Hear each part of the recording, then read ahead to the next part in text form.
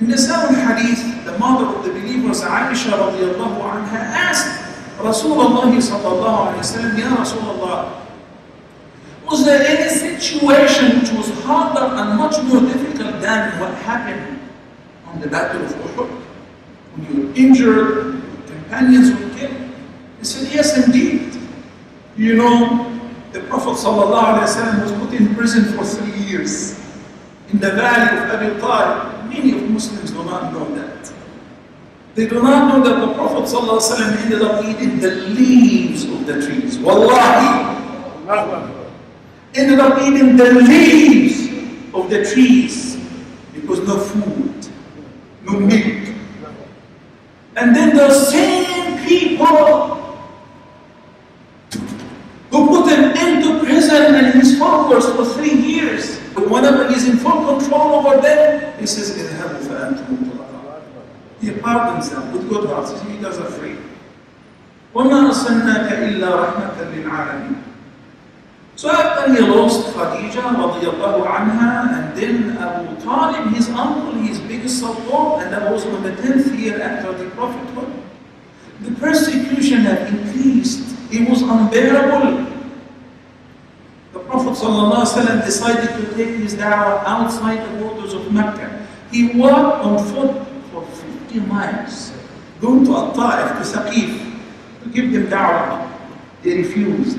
And they incited the foolish and the kids to throw him with stones. 2 lions as he was walking out of Al-Ta'if. They injured him and he was bleeding, sallallahu alayhi wa sallam. And now the Meccans will not let him enter back into Mecca. What a situation. So while he was making dua, he says, Oh Allah, as long as you're not angry with me, I don't mind. Allahumma illam yakun bika ghadabun alayya fala ubali. I don't care whatever happens to me, as long as you're not displeased with me. So he looks in the cloud and there is Jibreel alayhi salam descending along with somebody else. He says, Ya Muhammad, this is the angel of the mountains. Allah sent him to fulfill your wishes. So the angel of the mountains says, Ya Muhammad, in Sheikh, there are 2 huge mountains surrounding the Kaaba, Mecca. If you wish, I will crush them between the 2 mountains, if that will make you happy. He says, please don't!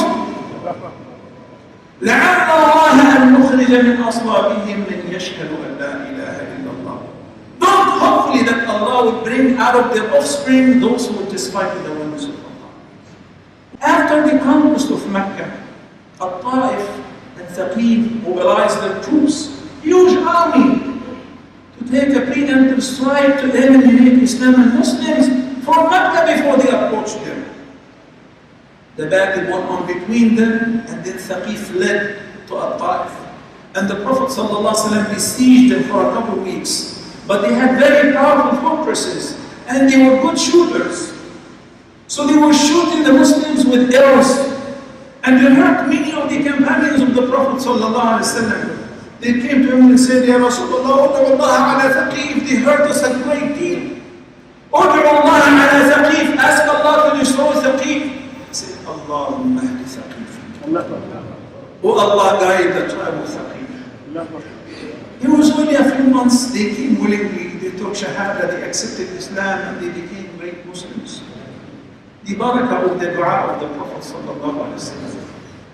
A Jewish woman knows that the Prophet sallallahu alaihi wasallam would not refuse an invitation even from the Jews.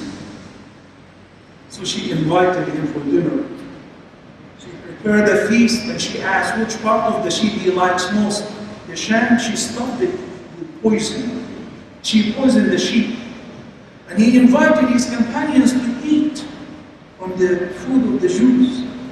He said, Bismillah. And when he talked about the sheep, spoke to him and said, Ya Rasulullah, inni masmuma, there is poison inside of me, don't eat me. So he spat it out.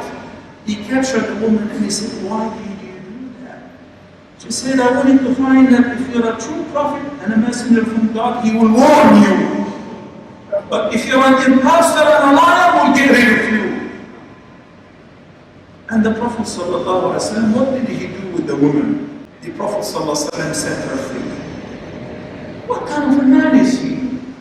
That's why Abdullah ibn Abbas says his mercy was not limited to the Muslims, to his followers only, but extended to cover even his enemies.